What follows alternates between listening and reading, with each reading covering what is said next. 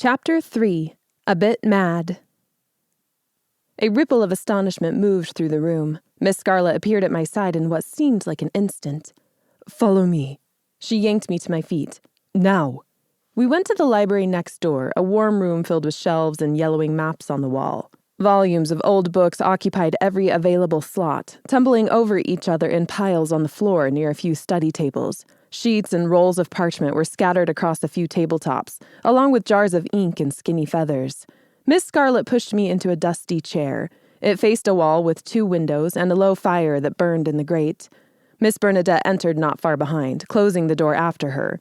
Miss Scarlett circled me like a slow vulture, her back ramrod straight.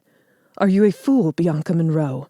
Her voice came out in an annoyed burst, each word punctuated with emphasis. "You can't volunteer for the competition within your first hour of arriving. It isn't done." Well, it is now, I thought. I remained quiet, certain that anything I had to say would only make her angrier. She continued. "Stay calm," I told myself. "Miss Mabel is always watching for weakness. It's not safe. It takes years to prepare for something like this. Years. You're insulting Miss Mabel and the third years. I hope you know that." Her raised eyebrows indicated that she wanted a response. Despite my determination to see this through, I couldn't help the slight tremor in my voice. I mean no insult, Miss Scarlett. You couldn't even know what you're up against. This competition is too much for some of our third years, and now you expect to join. A first year." Miss Bernadette stepped forward. "Bianca," she said, "Miss Scarlett is right. You have some explaining to do." Yes, but I wouldn't explain anything, not really. I'd practiced this conversation over and over in my head for months now, and knew exactly what I wanted to say. "What would you like me to explain, Miss Bernadette?" My hands hurt from clenching, and I forced them to relax, grateful to speak with Miss Bernadette instead. Her calm voice had a soothing effect, sweeping over me with a warm breeze that brushed against my cheek. "Why do you want to compete?" "Keep to the facts," I told myself. "They rarely lie." "I want to learn from Miss Mabel." They both stared at me. A long silence swelled, expanding until it felt like the quiet had pushed out all the air. The creak of the door opening broke it, and I felt as if I could breathe for the first time in minutes. "Excuse me," Miss Celia peeked in, looking at the teachers. "Mabel would like to talk to both of you." They glanced at each other with unreadable expressions. "We'll be right there, Celia," Miss Scarlett said. Miss Bernadette let out a heavy breath and folded her hands in front of her, addressing me as she would a younger child. "This is no game, Bianca." "I know." "Are you sure you want to do this? Mabel will not guarantee your safety." "I want to do this, Miss Bernadette." "It's more than that. I had to do it, but I didn't mention that to her. The less they know, the better." "There's magic at work you couldn't possibly know yet, and Mabel loves to challenge witches in the competition." Miss Scarlett spoke from the doorway. "Let's go, Bernadette. We don't want to keep her waiting."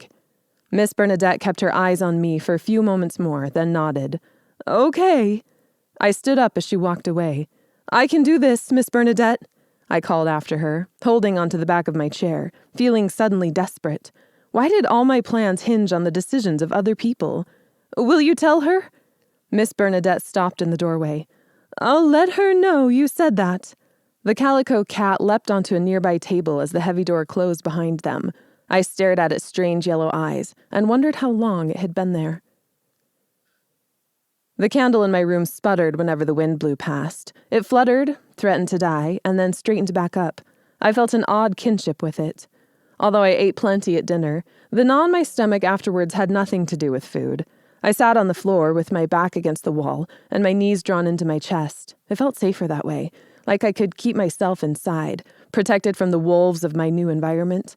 The sound of the girls shuffling to their separate rooms drifted in from the hallway, their low voices disguised nothing. "Do you think the new girl is serious? Are they going to let her do it? I don't know. I've never even heard of a first year volunteering.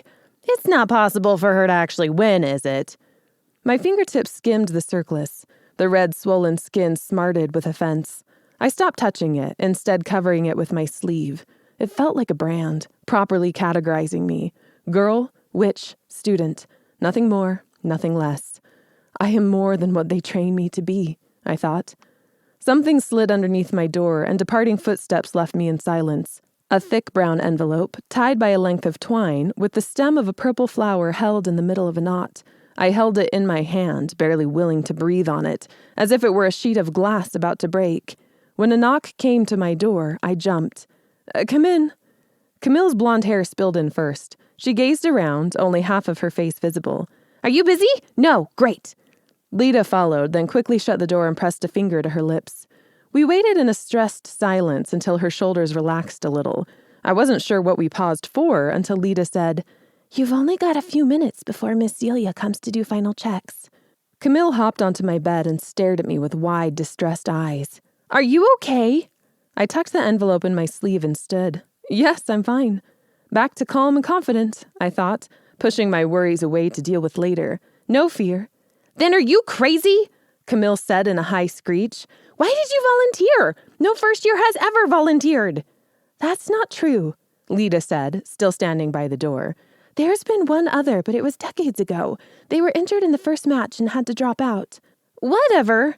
Camille rolled her eyes. "My point is the same. You just volunteered for the competition. On purpose.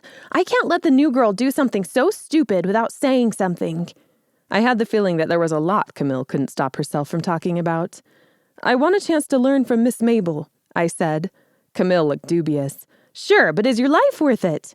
"It can't be that bad," I countered, looking up to Lita for help, but finding none. The same distant expression covered her face, her forehead lost in deep furrows and lines. "Brianna, she's the second year with really curly brown hair, told me that last year there were only 2 participants," Camille said. "They left one morning after opening their envelopes and came back 3 weeks later. The loser had a broken leg." Camille leaned in toward me to emphasize her point. "Broken leg." "I'm sure that's a rare exception," I said with false bravado, my voice breezy. "I won't break my leg." Camille huffed. "Or not an exception at all. What do you think, Lita? Does she have a chance?" A change in Camille's tone caught my attention, but I didn't have time to analyze it before Lita spoke up, restored to her normal, moody self. "I think it could go either way." "What do you mean?" I asked. Lita didn't seem like the sort to give an idle opinion, and I needed all the information I could get. "We have to go, Camille," she said instead, opening the door a crack and peering into the hallway. "Miss Celia's on her way up. If she catches us, we'll get kitchen duty again. I just found a new book on the formation of the council during the early days of the networks. I don't feel like washing dishes." With that delightful book waiting, who would want to wash dishes? I almost quipped, but had a hunch that Lita would take me at my word.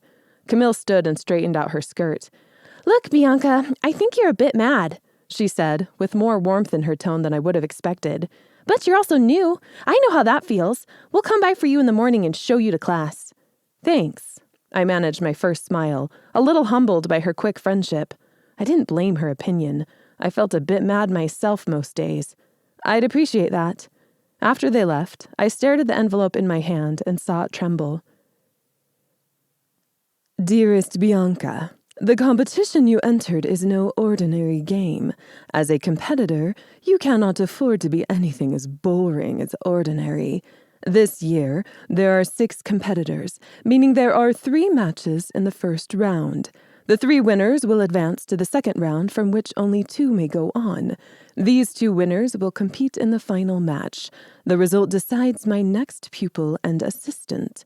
The first round will begin in 3 days as the moon rises. Because of the delightfully diverse selection of participants this year, I have decided that the whole school will be able to attend to watch you compete. Won't it be wonderful? Bring a cloak, nothing else. Oh, and keep this in mind. A winner is by no means a winner who does not win it all. Good luck, my darling. Miss Mabel."